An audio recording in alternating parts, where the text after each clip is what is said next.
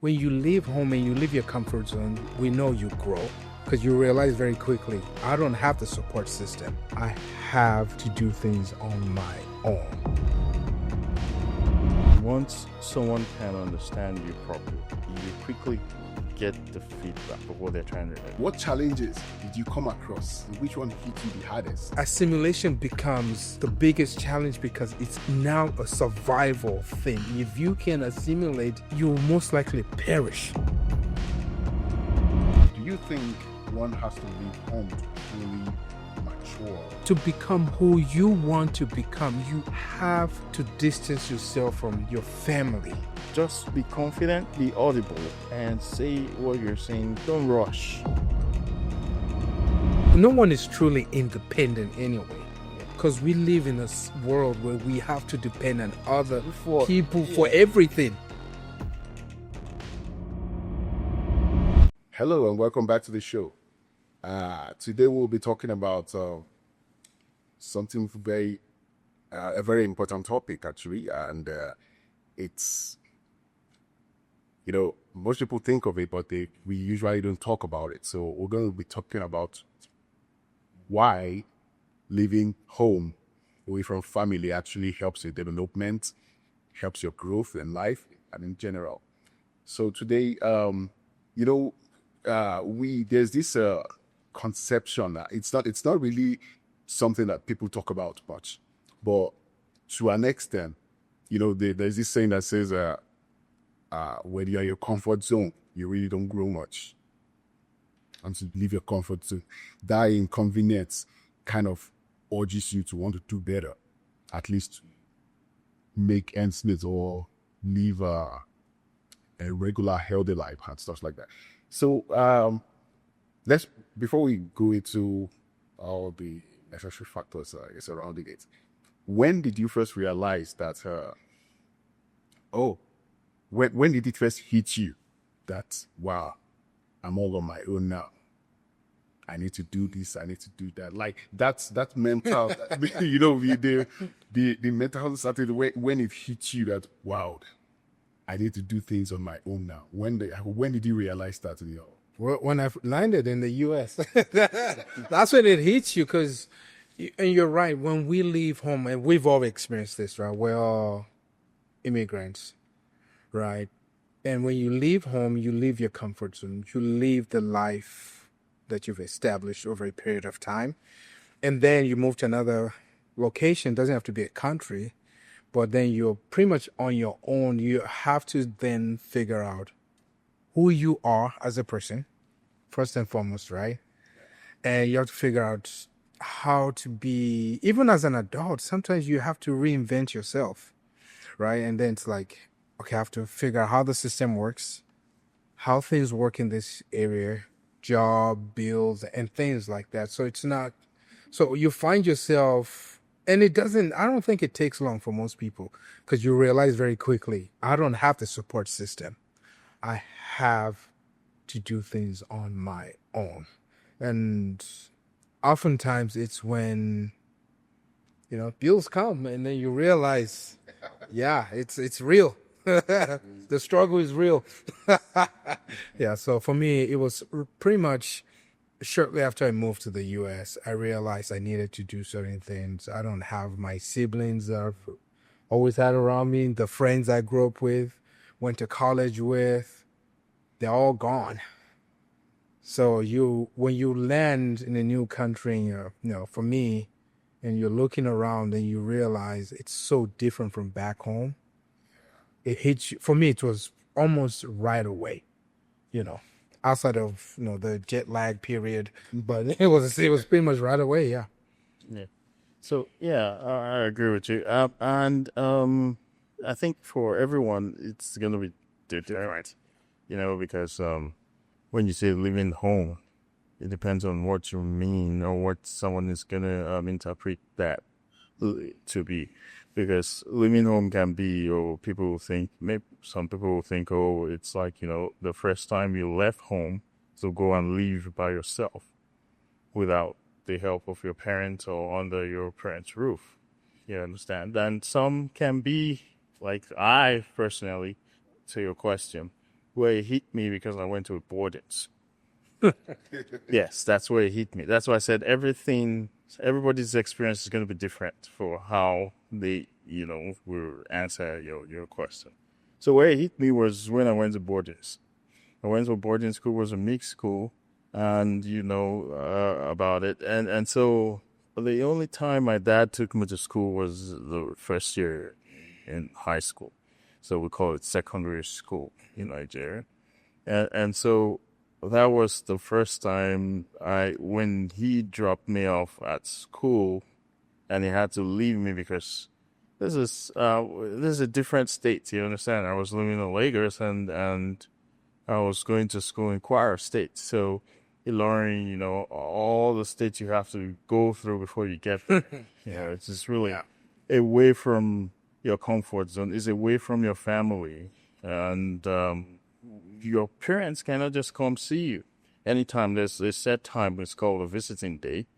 That's when they come see you. So you're away from your siblings, your family, and this is a school where people from all parts of the country, kids attend this school. So you're learning to survive in an area or a situation where people from all kind of family, all different training, coming together to, cohabit in one space and make things work. So you will definitely have to understand other people than what you already know from where you're coming from, so your home. So you will need to communicate, you will need to navigate situations. So I said, it's only on the visiting days your parents can come. And I think for the whole term, they have 2 visiting days, right? The term can be 3 months then, right? In school, if we remember correctly. So you just have 2 visiting days. So this happened when I went to school. I just came in, they tell you have to secure your provisions, secure everything you've got, because people can, not just that people can steal it. Your seniors can take them from you by force. You understand that? So that's something I've never experienced before in my life. But going there first, I had to navigate that situation. It's what's been going on. It's not going to stop because I came there. Well, I have to just know how things work to be able to survive there. So that was where it first hit me because they stole my provisions. And then now you have to wait till The next visiting day. the visiting day before you can, tell your parents, because they always come with, provisions. Correct. And provisions is what they call here groceries, right? So I had to, there you have school fathers. You know how you're a senior, they give you one person who's going to be a school father. He helped me out with, provisions before my the next visiting day. And, friends will still help you if they know what has happened. They will try to help you. All those, you have to navigate that because then there was no phones to call your parents at the time we were writing letters. Mm-hmm. So it's snail mail. You're saying snail mail in America. Snail mail over there is like... Snail mail. It's like, well, your letter is going to get to your parents after they've come visit you for the visiting day. So they didn't even get the letter before it was time for them to come for a visit. So sometimes you just have to, hold. So there's food. The school provides food, like in the dining. There's a dining hall where everybody eats 3 square. The school provides, it's part of what you pay to be in a boarding school. Feeding is there. There's a dining hall, but the food is not always the best. So that's why the provisions, supports whatever they give you in the dining hall. And it was a federal government school. So how I survived most of the time, it was not so much about school father helping you. They won't give you all. They got theirs and they have to eat theirs too. It was me knowing that now I can't miss the meals. So morning, I have to wake up and go to that built some kind of discipline in me too. You understand? It made me understand that, you don't secure things well, you're going to lose it. And when you lose it, you have to survive.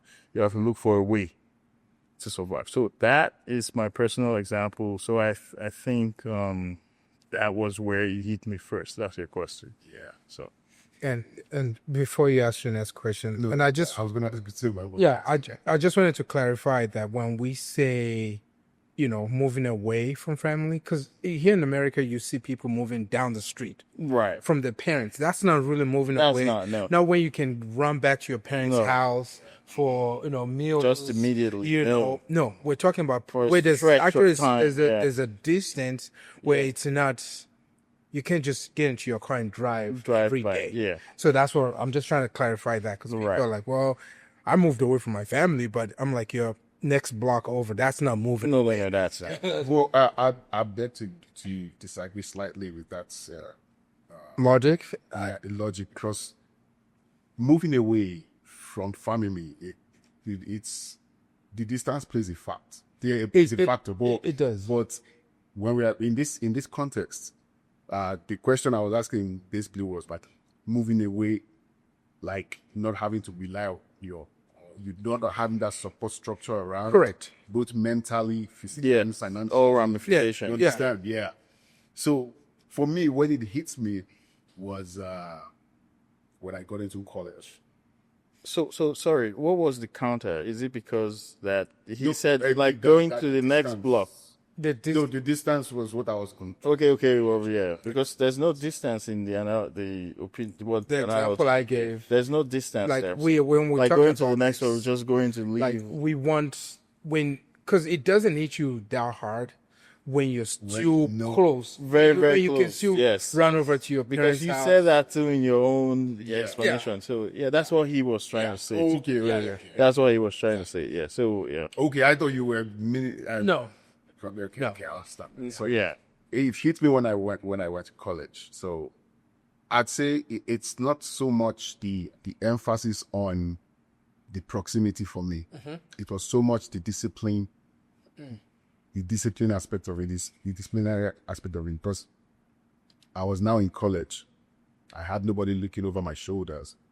With all the temptation around, I had to build a certain level of discipline, because I used to be a night owl, and for me to be able to make next morning's lectures, I had to go to bed early, or I have to survive the course or miss the lecture entirely. In terms of the temptations, the even the financial aspect to play the factor, and so it was to me when it hits me that, wow, now you're on your own. You have to navigate this situation on your own. You don't have anybody around you to tell you, to remind you of certain things, or tell you what to do or how to do it. And you just have to just face it head upward. So that was when it hits me. And my college years, though, I don't know if it's too personal, but my mom helped a lot. But That's not personal. That's what's your no, final. No, I wanted to go deep, but let me just, yeah. So, being a single mom, there was only so much to do. Yeah. And me being on my own, and she had my youngest sister to take care of, or to look after. I wasn't really relying on her financially like that 100%. So that's when it hits me that, come, you're on your own now. You do this. You have to fend for yourself. You have to find a place to live. You have to do this. Why trying to attain this education? The main reason why I'm here. And, that's where all these side gigs comes in, all these, I don't want to say it on camera, what you do. Yeah, you have to. Yeah. So many things, like, that was when I realized that I had to do sometimes things I'm not really proud of, but to make ends meet, I had to do it. So that's where it hits. That's when it first hits me that, okay, you're on your own now. Because while I was at home, even if I didn't have to do much, at least I know that, okay, I have to out there so many things, or I can just go to a friend's house and just. But this one, I was on my own. That was where it hits me. So my next question comes to it. My next question is, we all say it hit us. That's when we realize that, okay, we're on your path. And when you realize it, that you're on your own, is because there are certain challenges surrounding the whole situation. So what challenges did you come across? And which one hit you the hardest? And how did you navigate around it? Oh wow, that's an interesting question. That's very. It's such a It can be financial. I mean, I know what you're saying, but it's such a good question. But at the same time, I think for me it was more of being in a foreign country. Mind you, I lived in a foreign country when I left home with the family, right? But being in a but when we left when I was younger, we were still kids, and there was parents there to help us, and and then you leave and you move to the U.S. and yeah, you have families, but you've never really met your families like that, so they don't know you, you don't know them, and they have their own lives, they have their own kids, and then you're like, how do I make it work? First of all, a lot of what we know about the U.S. came from music and movies, right? Yep. So you come here, you have a different idea of what the America really is like, and then you move here, and then you see things, and then you hear things, and then you're like, it's not really like the movies. Yeah, you get a general sense of what the culture is like, but now you realize that I have to immerse myself in this culture, because that's the only way I'm going to survive, right? And it's so different from how you grew up, and that was scary at first, because you're like, I have to assimilate into the American culture as quickly as I can. Finding a job, you realize your work experience back home doesn't always translate here, right? And then you're like, so you go. For me, it was a little bit of a panic, because now you're like, I have to figure it out quickly. Again, because there's no one around you to hold your hand, and everybody's like, well, you're a man. You're a young adult and you're a man. And I think the biggest transition for anyone in life is that your teenage years into your young to being an adult. Most parents don't prepare their kids for that transition. And it's the most, because you go from being a teenager, from being relying on your folks to do everything, and then suddenly you're legally an adult and people just expect you to figure it out. So it's like being tossed from a frying pan straight into the fire with no one telling you that it gets worse. Right? So for me, it was just like, oh my God, what am I going to do? I need to get a job. How do I get a job? It's different from back home. I don't have all the connections I had back home. Where am I going to live? Okay, so you get a job and you're making money and you're like, this is crappy money, but no, crappy money is better than no money. So you start not necessarily spiraling, but your mind goes through so much in that time. And then it's like, and to make it worse, you're in a foreign country and you're seeing people living lives, driving nice cars, and you're like, what did they do? And there's just so many unanswered questions that it's scary. And for me, I was just like, who do I ask questions? Who's going to answer all these questions? And then you start meeting people, and the people you're surrounded, by, really don't have answers to those questions. So now you just feel lost. You feel so lost because you're like, or they tell you you're too ambitious, and you're like, no, but the people that I see living that, they figured it out. It's just, it's a really mind not numbing, but it really plays tricks on your mind how that time is. And for me, that was one of my biggest struggles, is how do I navigate this? I know where I'm at, I know where I want to be, but I don't have anyone helping me or pointing me in the direction where to go. You don't always need people to hold your hand, but it would be nice to have people to point you in. And we talked to you mentioned this one of our first podcasts, how when you move to a foreign country, it's so hard because everyone is telling you to do this, do that. No one is really listening to you and what you're trying to accomplish and what your goals are for yourself. Everyone's just like, do this, do that. And oftentimes they'll send you in the opposite direction of where you should be going. So for me, what was hard was finding those people and getting the assistance and the help. Like, I'm trying to get there. How do I get there? The only thing I really got was how the credit system worked. So I doubled down, worked 2 jobs for a year, saved as much as possible. And I was like, I want to buy a house. And that was the only direction only thing people helped me with. Like, I'm like, credit. I'm like, what's that? What's the credit system? How does it work? Because it's different. Even in South Africa, it's different. The credit system is slightly different. So for me, I was able to get, no, you have a credit card. I'm like, okay, let's go find a credit card. You build your credit and you save down payment. And this is how you buy a house. This is how the mortgage industry kind of works. They give you like a diluted version of it. So that was the only thing people could tell me. And that was the only thing that just worked towards. And under 2 years of being here, I was able to purchase a house because that was the only thing. But I had people in my life at the time saying, what is your goal? What are you trying to accomplish with your life? This is what I would do. These are the things I've seen. That could probably have made that transition a lot smoother than it was for me.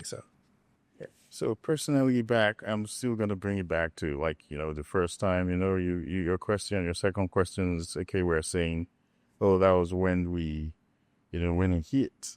Or you're trying to now elaborate on how he challenges. Yeah, the challenges you experienced, yeah. So going to school then, I don't know if anybody else went to a boarding school here, is somewhat like the military, where, well, that's even a federal school. Because you went to military boarding school, so... Oh, it's not even a military. Oh, it's federal government. No, Federal government college, Lorry. So it's not it's like that in the sense that when you get to school, there's already a timetable from day one of the resumption. So, and the timetable is not about just the curriculum of what is going to be taught at school. It's about your day. So yes, that's good. You understand the situation because they know that I really can't think. So it took me a while to understand him. So the accent thing was that's for me personally was here. Then actually moving out of Oklahoma actually made me see that, okay, it's not just all about Oklahoma. That even within the US, there are certain things, you need to know. You understand? So so for me, that was my greatest challenge, having to understand and communicate with an actual American, especially those who lived in who grew up in rural areas where the accent can be very thick. Which is funny. It's like it's the wildest thing, because I like that you brought the pattern of speech and the accent, right? When I first moved here, my first year, 2 years, I sounded like a white guy. I sounded white. It's the funniest thing. Like, I remember talking to, at least on the phone, I remember I was working for a bank and I left my assistant manager a voicemail like, hey, I'm running late, traffic, you can't help it sometimes. And I got to work and she was like, you're late. I'm like, yeah, I called you and told you that I was running late due to traffic. She's like, no, the only call I got was from this white guy. And I didn't even listen to what he was saying. And I was like, can you play the voicemail? And that was the first time I heard what she heard. Yeah, I sounded, and because I was only around white people, right? So I sounded white because your accent changed and morphs into something, because when you first get into a place, you struggle so much, and people think you go and you're just trying to mimic the accent. No, you do it it's a survival thing, right? Because when you say certain words, people don't understand you. So you learn to pronounce things the way they do, Yeah. so that they can understand you, to break down the communication barrier. Because English, you listen to someone from India. I grew up around Indians, right, in South Africa and stuff. Indians have been there since like Kingdom Come. So it's not a big deal. Listen to the Indian accent, I can understand them. When I first got here, people are like, you speak too fast. I'm like, no, this is how we communicated back home. It wasn't fast. I didn't think it was fast. And people say things like, you're so well spoken. Like, you speak better in English than I do. And you realize oftentimes it's not that you sound completely different. It's also the words that you use are different. They're not used to. Right? I used to use, because as Nigerians, we talk in riddles and we use a lot of idiomatic expressions, or I'll darken your door. And you know what that is. So when I came to the U.S. thinking, America, they speak English. They speak English. So I talk the way we talk back home. And I realized people were just looking at me. First of all, it made you look much smarter than everyone else. But there's also a dark side to that, where people just don't really understand what you're saying.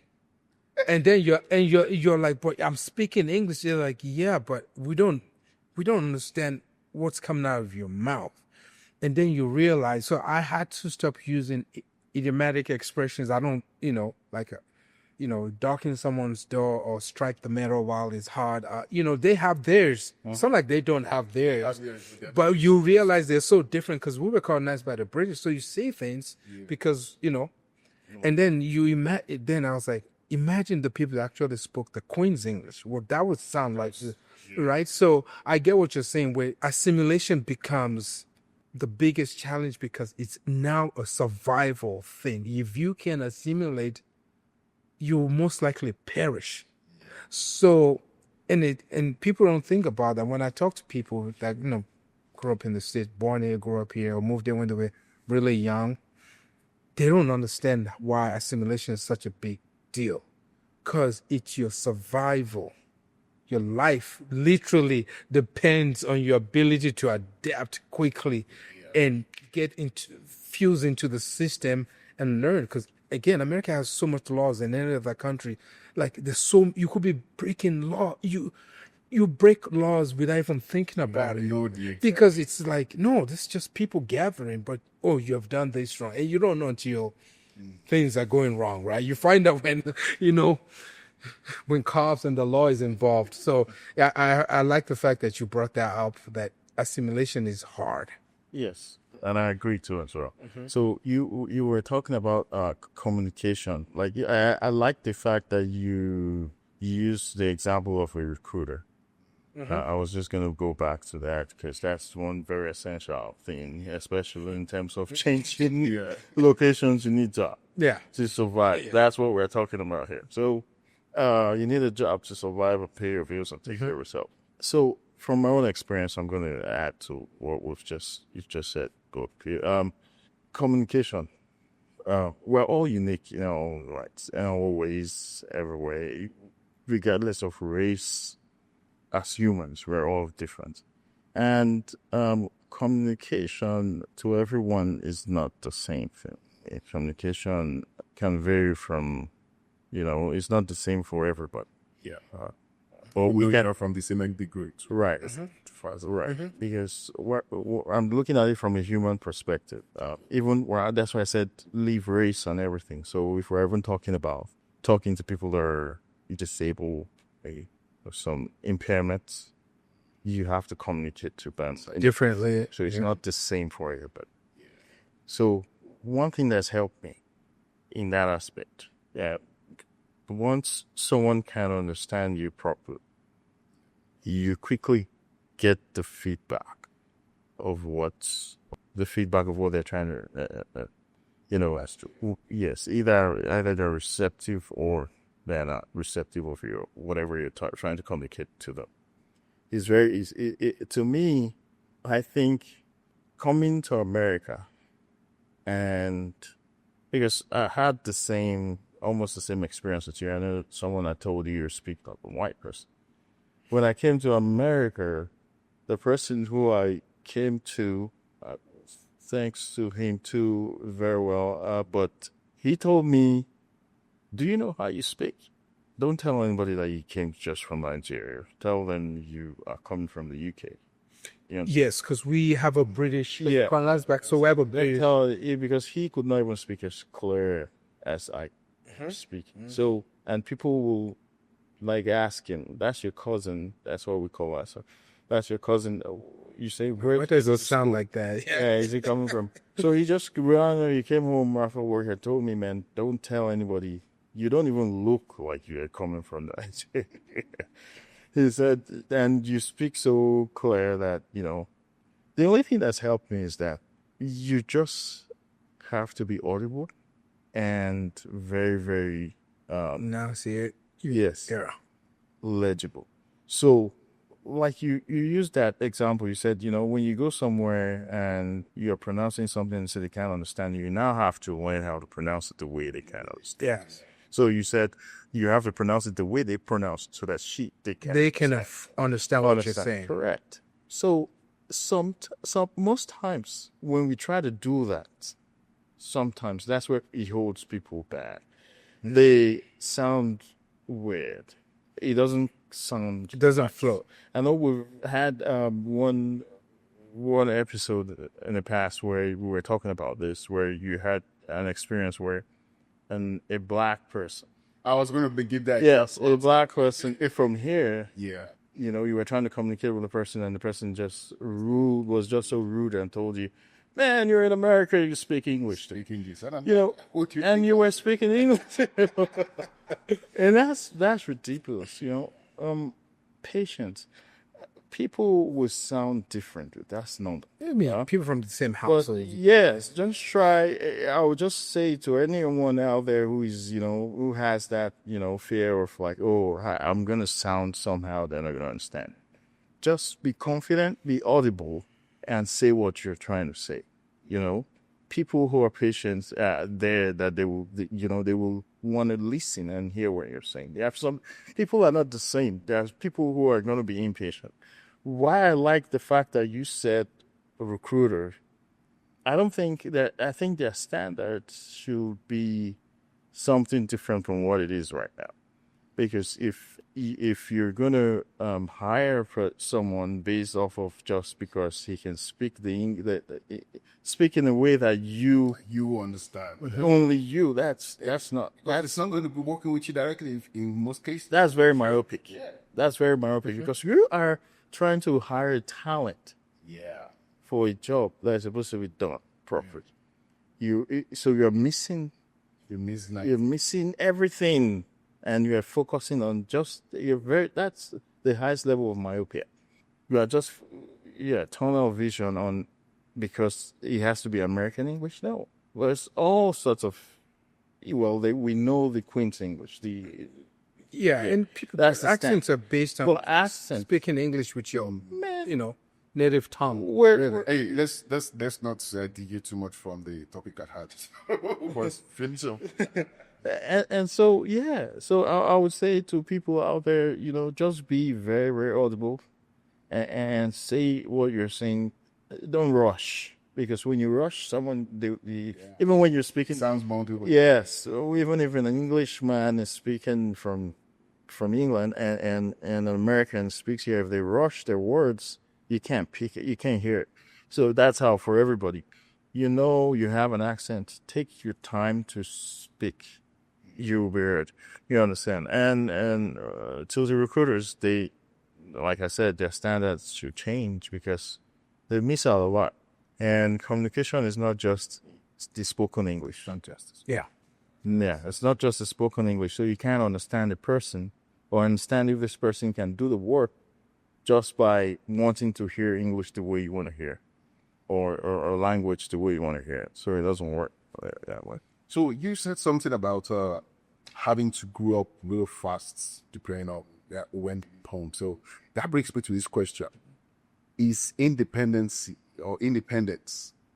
is it something that one grows into gradually, or is it like once you leave home, the light speed, the switch is just it just flicks No. and you just have to go. Oh, okay, I'm here. Now I have to start. You understand this? So how do you No, see it? independence is something that happens over a period of time because look at it from being a baby, right? You look at animals. I'll use an example of a calf, right? The nursing, and then one day the mom says, "Hey, that's it. Sam, you're big enough. Go fend for yourself." Right. The calf doesn't automatically just say, "Oh yeah, that's it. Oh yeah, what was I thinking? I'm gonna go eat grass now." They'll try nursing, and that process takes a while of being pushed, and usually which happens when the mom has another offspring to nurse, right? You can't go from relying on someone for your survival to standing on your own. The switch doesn't flip right away, right? Now, it happens quicker when you're far from home, when you can't run back, right? Because you're like, but even then, that period you're still longing for them, and there comes a point in time where the longings not necessarily stops, but it's not as much. And you're like, again, your survival instinct kicks in. And you're like, I have to do this. You have to become more responsible. I have to be more aware of my surroundings. No one is, like you said, you both touched on this briefly. No one is pushing you to do what needs to be done. Now, there's a downside to that where you become independent. You could become hyper-independent, could bleed into other areas of your life, your relationships, but it does force you to mature. You learn things. You learn to be more decisive when you're making decisions because the decisions have to be made. And there's no dad, there's no mom, there's no siblings. There are no siblings around. There's no aunt, extended family that can let me run this by you. Even when you do now, you ultimately pay the price. You enjoy the rewards of your actions, or you suffer the consequences of your actions. Right. And it's adulthood. It's what it is to be an adult. You just have to do things. Sometimes what seems right in the beginning turns out to be the biggest disaster, the biggest mistake. And sometimes that was the worst idea. You're like, well, I don't have it, it's a bad idea. I'm going to try it out. Turns out to be the best thing you've ever done. This is what it means to be independent. But that switch never flips instantly. It's impossible. Yeah. So I'll just add something. Yeah. So I will borrow your explanation. You can rebuttal what it. Yeah. No. I'm not even. I will borrow his explanation of something we talked about in one of our episodes. You said, okay, it was, I think, the first one. I always remember that first one. So you said it had. I will just borrow your words, your sentence in that says there has to be a rite of passage to independence. That's just the fact about it, because it takes time, it takes discipline, it takes resilience, it takes all this value, all these attributes to be able to now say you're independent. You can't say you're independent tomorrow yet. Calling people up on that. Although, people get into, people get stuck, people, things happen in life. You call for help like that, but not, you understand what we mean by independence. Independence is where everybody knows you got yourself. Even if they know sometimes you may, need their help and they can quickly help you, is because they know that you got yourself. Normally, you got yourself. So that's it. That's the kind of independence. So, but it takes time. I know a lot of people, social media, independent man or independent lady, all this kind of stuff. And then they ask you to buy them wigs, or they ask you to pay their rent, or, that kind of thing. And it doesn't stop. It's just like, No one is truly independent anyway, because we live in a world where we have to depend on other people for everything, right? In fact, being in the social environment counsels that word independence. Right. But if we're talking independence, like when you can stand on your own 2 feet, and does that switch flip right away? No, it doesn't. Oh. maybe I was also saying maybe the independence people are talking about, all they're referring to is taking responsibility for yourself. That was what I was going to say. You understand that? So, like you said, we're not really independent. I mean, independent per se, because we need people to do stuff. Whether you're paying them or you're doing something in favor for you to get something from them, we're always dependent on somebody to do some stuff. So, but the ability for you to be responsible for most of your life Yeah. is the independence we discussed. talking about. Yeah, so I like the aspects there, what you guys talk about in terms of that word independence. Well, I think is there a right word for it? But what I actually meant in that context was Self-reliant.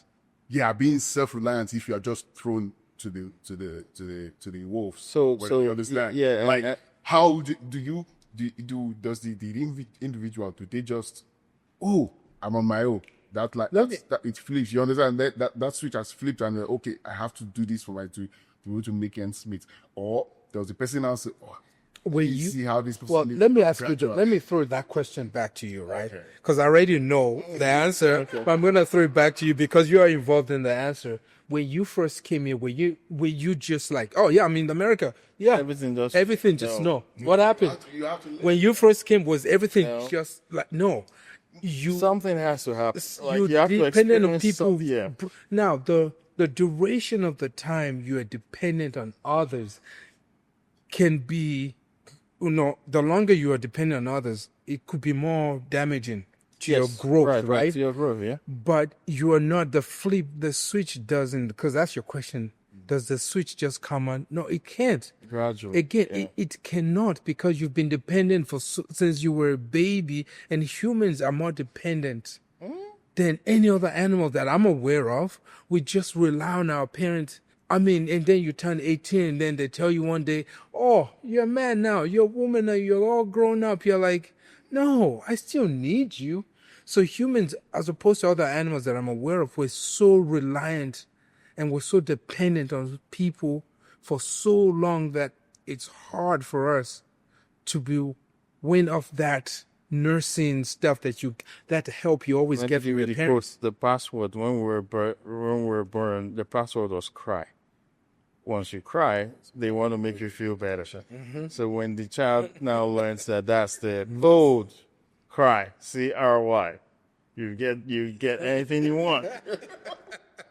That's how we became. Okay, we're all born kings and queens. I know. At first, because when we know we make that sound, we'll run to our 8 girls and all of that.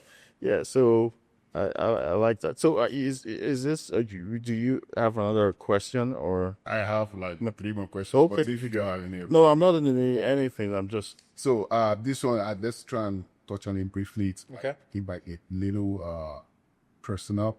Okay. Well, you don't have to. Go. Yeah, okay. So in the struggle, like after leaving home, both mentally, physically, and otherwise, yeah. How has the struggle and the comfort, depending on which one you have experienced, how has it helped your growth, and how has it helped not the struggle and the comfort, but like how has leaving home helped your communication, your relationship with your parents? I'm gonna say something, touch on something you just mentioned briefly and moved on, which is living home. You can leave home physically, but your mind is still there. You're still dependent on your parent. Your mouth and your parents are still wiring and sending funds to you. So I like that. Like, you have to not just live home physically. You have also to live home mentally. Like, your mind has to leave, detach, right, from your home. Because if not, there's a bigger struggle that creates. Now, the question is, how has living home helped you in your communication and also communication with your parents? That like no, not completion, but like relationship. Your relationship. Well, one of the things you learn, if the transition is done the way it should, is you learn who you are. So you tend to communicate, hopefully, you communicate from your truth, from who you've become, who you're becoming. Because when you leave home and you leave your comfort zone, we know you grow. So you grow into who you're meant to be or who you like to be. And in some cases, it is great. Your relationship with your parents are great. When I left, I lost my mom when I was very young. And few years after I moved there, I lost my dad. So for me, but the few times we did communicate, it was better because the fact that I even moved away from home was like, oh, you're mad. You're now a man. You're now, because I started working before I even left college, but that understanding, that respect came because I was no longer dependent on him. If my parents were alive, it would have been different. To have been a much different relationship because we'll be able to communicate as an adult. No. Because they will see me as one. Because I've established myself as an adult. So they're no longer talking to their kids per se. They're talking to another adult. So I think for me, that would have been what that relationship would have looked like. Just to touch on it briefly. Okay. So me, personally, I would say, again, the question is how has the struggles, challenges shape both your relationship with your family, growth and relationship with your family? Growth, very exponential, quick. I would say it has helped me when I compare myself with a lot of my peers. I would say I'm at least in terms of resilience, bouncing back when things go wrong. I'm up there, you understand in those aspects. So, but relationship with family, there are two things. So, it has helped me grow in a way that you have to cherish every moment you have with your loved ones. They're not going to be there forever. So because you have to consider the fact that you are leaving them for a stretched amount of time, sometimes as long as a decade and more, and you won't see. Thanks to technology, you can call, you can FaceTime, but the physical touch is not there, and it's different from just seeing that, over the phone and all that. That's made me appreciate life and time with the loved one, regardless of how short or long the time has been. Because I was here when I lost my mom as well, and that was very, very. It had time at that when it happened. You get to realize this person you call, you can't call anymore. Yeah. So that has made me just appreciate all the time spent together and all that. Respect is they respect you more. Yeah. They respect you more when you're out of the house and are able to take responsibility for your own selves, your action, and all of that. They see, they are happy about all they've impacted on you, how they brought you up. That's where they begin to appreciate all their efforts in you. So, and it comes off as respect to you too as well for holding, all the values from your upbringing, from this. So the challenge there has only helped me grow. That's all I'll say from moving home. That's a good one because I know there are some outliers, but in most cases, leaving home alone. If you have not grown anyway, you've grown. That's Right. Just taking that step, right? evidence. That's Right. step. Just taking a Home step. alone is a very big plus. So that brings me to this question. This is the second to last question. So looking back, before you actually make, because sometimes when you leave home, you really don't make that decision. It's like you just leave home, then maybe wherever you find yourself, you now discover that, oh, I need to do this, that. Over time, in some cases, you now realize that, okay, I think I'm on my own now. I'm not relying much on any other person. You understand? Sometimes that's when it hits you. Now, if you knew, like in some cases where you actually know you're leaving home now, what are the things you'd have Done differently. yeah, you'd have done different. Not done differently or when after you considered. get home. Things that you would have prepared for. Considered before even. Consider emotionally, financially, otherwise. This is such a good Yeah, I question. like that. I love this question because it implies that you can prepare for the unknown. Exactly. There's no preparation for the unknown. Right. But now now we are saying it for the viewers. Yeah. Are you that are looking to Yeah, and I'll say this for the people out there that are thinking about relocating to a new place, a new state, a new country, a new continent, being around people you're not used to we've talked about this. Remember what your values are. If you stick to that, it will be a compass, a moral compass. Because I've seen people that have moved to the U.S. and within a year they're living lives I can't even imagine, driving cars, and then a few years later they're behind bars, right? So they jumped into the fast life. It looked good, it felt good, but they knew it wasn't good. Now, when you're leaving, it's hard to prepare for something. The best thing you can do is do some research where you're going, have an understanding or an idea of what you expect. It's never going to be exactly the same, right? But now we live in an age where I'm relocating to China. I need to understand certain things because I'm going to a different culture. I need to understand because what is considered normal where I'm coming from may be extremely disrespectful, right? So in this age, you can do some research, and if you're going to if you're moving to any place, the more you interact with people from different backgrounds and different ethnic groups, the easier it is to assimilate to a new environment. Because you've dealt with people from all walks of life. It's not strange. I think the people that struggle the most are the people that I've always been around, not necessarily introverts as such. I'm an introvert. But you can put me in a room with wealthy people and I will morph and interact with people.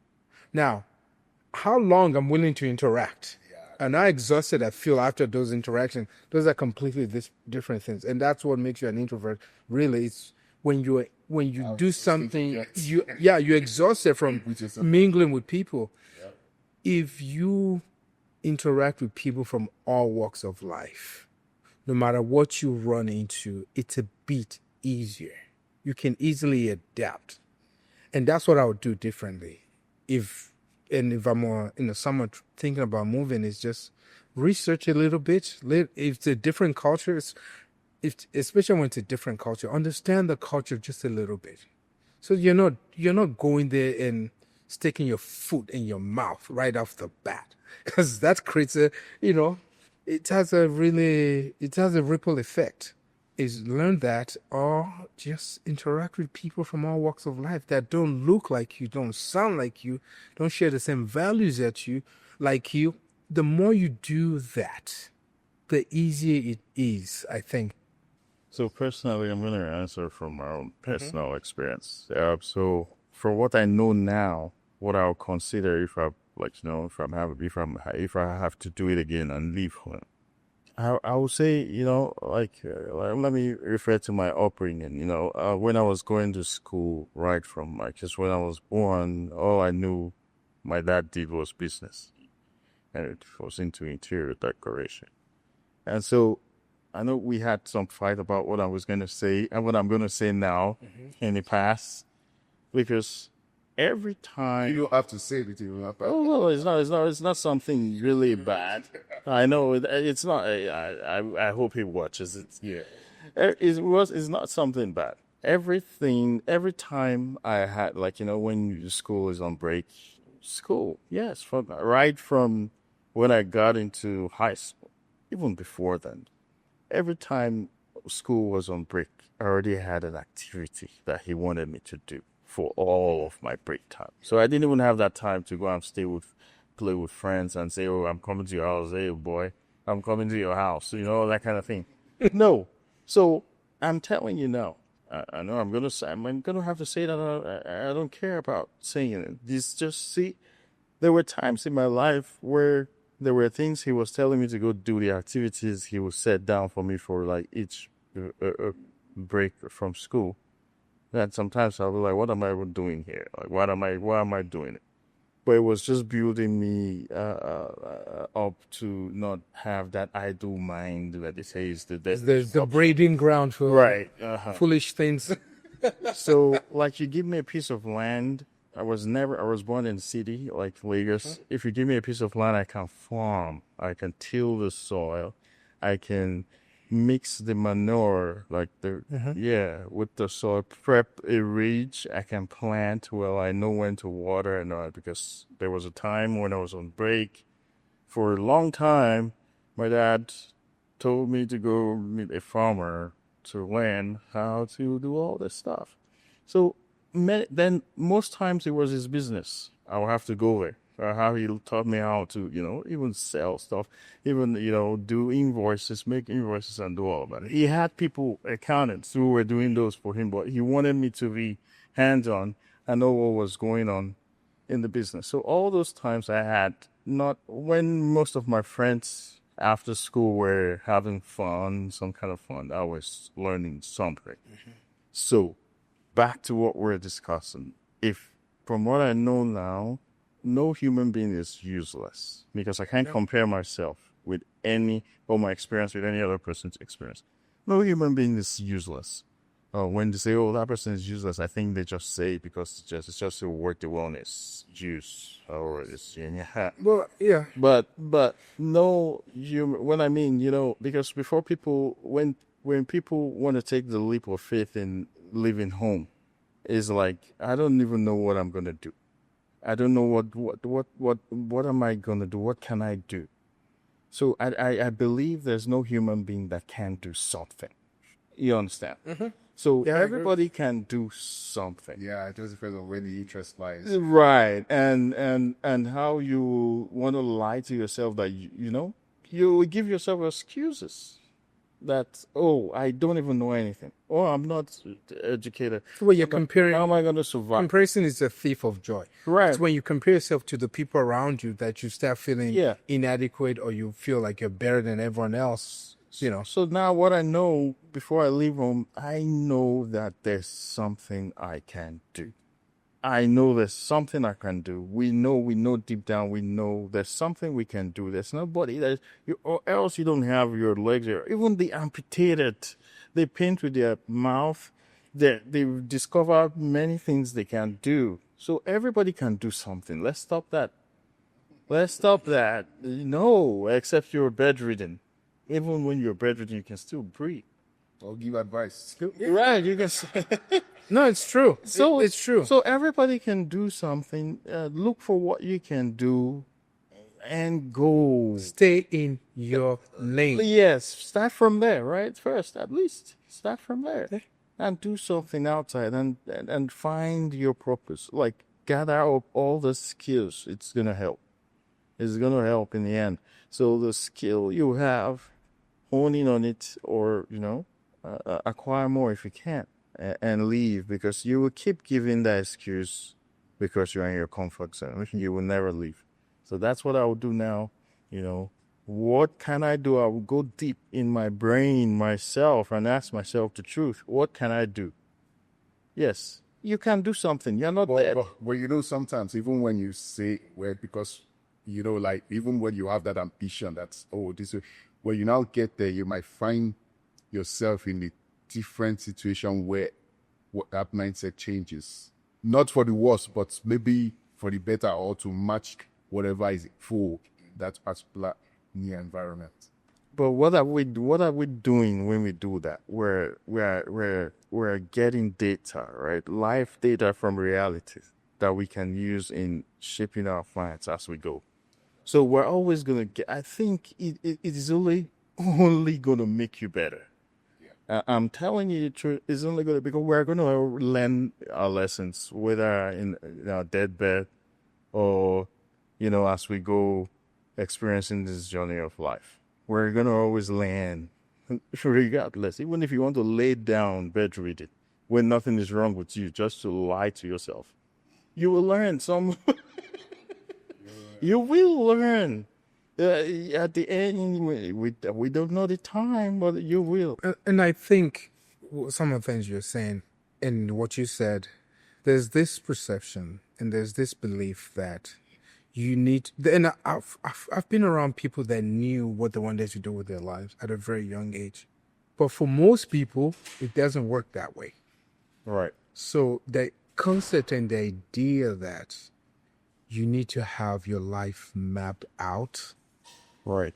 before you journey into the world is one of the meanest things you can tell a person, because what you wanted to do as a kid, who you wanted to become as a kid, is probably not who you are now. I wanted to be a cop because then I was like, well, no, I wanted to be in the army. I wanted to join the Air Force. And I'm happy I didn't go into the Air Force when I first moved here, because my life would have been different. Right? So the idea that you need to have your life and show me someone, and even very successful people, ultra successful people that we see, they didn't have everything ironed out. Being an adult is not figuring everything out before you make the move. It is making the move. Figure it out. And you build the plane as you fly. But the main thing is to take ownership, be responsible, and take accountability for whatever you do. That is it. You figure out the plane as you fly. That is it. Companies don't have everything mapped out, and then they start, you don't see a group of people come together, figure out how the company should function, and then the company just is established and everything is great. No, you have to learn to adapt. Yeah, it's just adaptation there. That brings me to my final question. Do you think, and when you answer, just finish up with a place over that. Do you think one has to leave home to truly mature? Or I know there are some instances where maybe the family is well established, but that is not part of the question now. Like, must one actually leave home to truly mature, or can they still mature while in the comfort zone or around family? Again, we talk in general terms. Yeah. For the vast majority, the answer is yes. You have to. Is it possible? The outliers are always going to be the outliers. They just don't follow the normal, order of things. It's hard to become who you want to become, and we assume that because somebody is successful and somebody is doing well in life, that's who they want. No, oftentimes you see people that are very artists that are doing well, they have a great career, and when you talk to them, they're like, no, this life is not the life I wanted for myself. To become who you want to become, you have to distance yourself from your family. In most cases, teenagers always tend to withdraw from their parents, and it freaks parents out. But the truth is, they do that, and they rely more on their friends and not on their parents for their survival, for their information. When they're collecting a lot of data from the exterior world outside of their family, and parents are usually upset and kind of scared for teen, but they have to do again. It's a rite of passage. So my thing is, if you really want to learn, because you learn more about yourself when you lose more than when you win in life. It's the weirdest thing, because you start to learn things. Oh, I can do this. Your strength doesn't come when everything is going great, right? So if you're always around, always in your comfort zone, you're not growing. It doesn't mean you're not successful. And those are two different things. So personally, I think people need to distance themselves. Now, it doesn't mean you go and never come back, but you need to go find enough. What that space looks like is different for each person. But you need to go find that space that allows you to become who you want to be, not necessarily who your environment expects you to be, because you're just feeling the mold. So my thing is, go figure it out.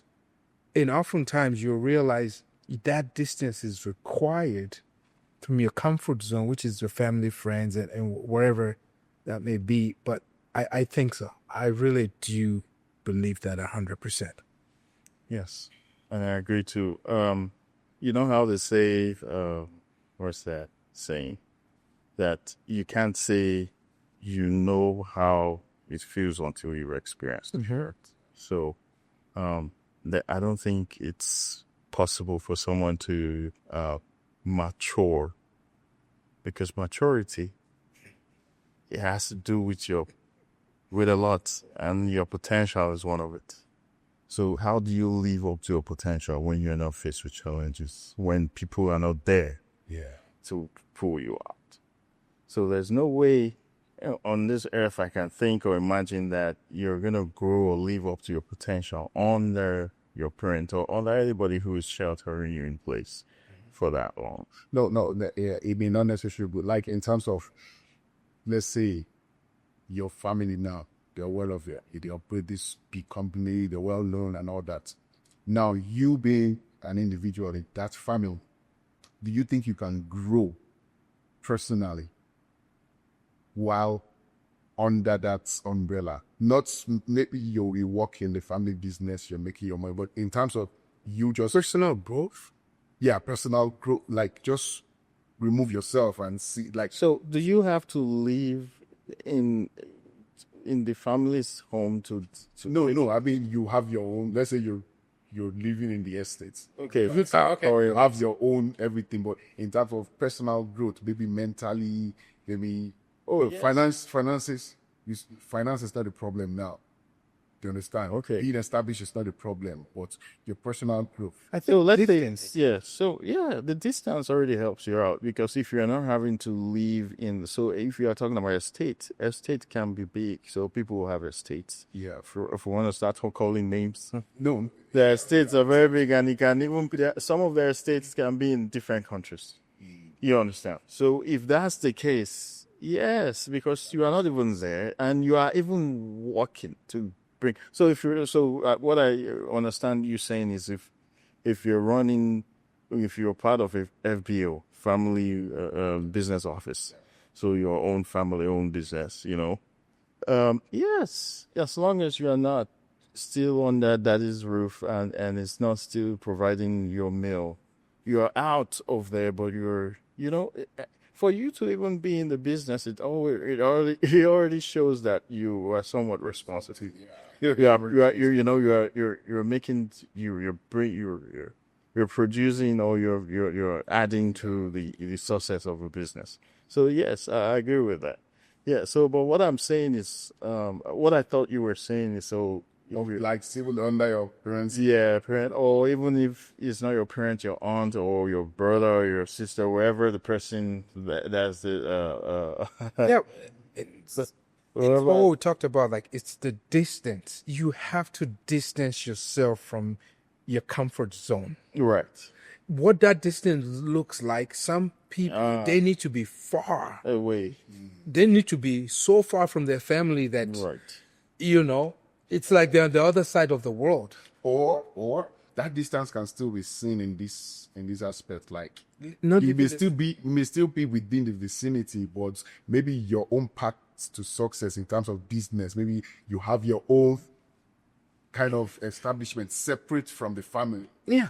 That can still be some kind of distance too. Like maybe Correct. You understand what I'm saying? No, correct. But that is distance, right? Yeah, We're not measuring the distance. We're just saying there has to be. So let's okay, because we're focusing too much on the distance. It's now the responsibility, right? Yeah. So we know that there are some families that they've not moved away from Denver. Maybe they were, the kids were born here. They've grown up, married.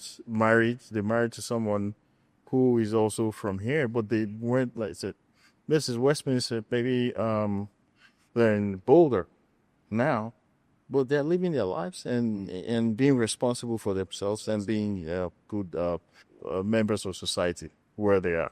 So that's it. It doesn't have to be from here to Australia, like us from Africa to here.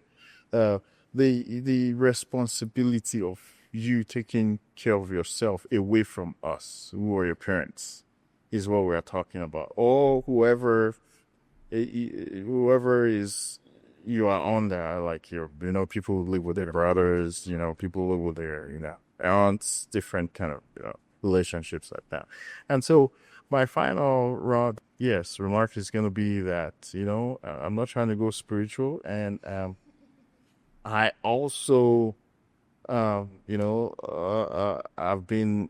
not a scientist, but I love to read and learn about science. And I know for a fact that, the universe, is in vibration, constant vibration. Even the molecules in our, So all constant in us, transaction. are all they're in motion. They're vibrating. So in different frequencies. So we are not meant to be stagnant, even with our makeup as human beings. We're already vibrating inside of us. Things are moving inside of us that is making us alive right now. And being stagnant is like, I would say, I will use an example of an engine, a car. You can't park it. A car works better when the engine is parked, and you have to move for it to happen. Or some people will warm it, but there's the mechanical. The mechanical aspect. Yes, it's working, it's in motion. So that's what I'll say. We need to move to be able to live up to our potentials. And I think, I know people get frustrated, depressed, to say, "Oh, I'm useless. I don't think I even can do anything. I'm so dumb," and all that. But the truth is, these people heal and come back and realize that, they were just lying to themselves, or they were just in a situation where that is just an easy excuse to hold yourself back, and so they know deep down in themselves they were created with potentials. But when you want to give yourself an excuse to not do something, it's always cheap. You don't have to buy it. You can just say it or act like that's what's happening, and that's it. So that's your reality. But some other people are doing well because of the way they think, because of like you said, do your research. Know what you can do. Everybody can do something. I don't think there's anybody who cannot do anything. But everything. When you come to America, when you see that, why? Okay, you go to Nigeria, right? You come here, you try to get gas. You don't see anybody standing to fill, to take the nozzle out of the fuel pump and put it in your car. Nobody does that here. But there are some other jobs that they do here.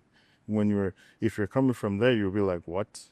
So people do that. But they too will be surprised to see that they're attendants in gas stations. Why are there attendants in gas stations? It's in Nigeria. We don't know, but that's something somebody's doing, and probably had made the decision to leave home after so much complaining of no money, no job, nothing. But there's always something. I'm saying that just because, okay, let's say you feel worthless and there's nothing you think you can do. People are doing those kind of things. These are things people can do. So I always say sometimes it's just our excuse. It's cheap. It's just for us to say it. And that's what people hear. And that's what you feel. Most especially you. Because nobody cares about what you say you can't do. Really. Really.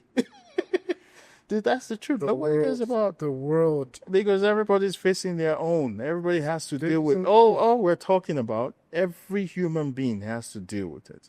And so if you give the excuse, you can give that excuse for so long. I always say people will learn one day. Some people die, and I don't know if you'll be able to live in reincarnation.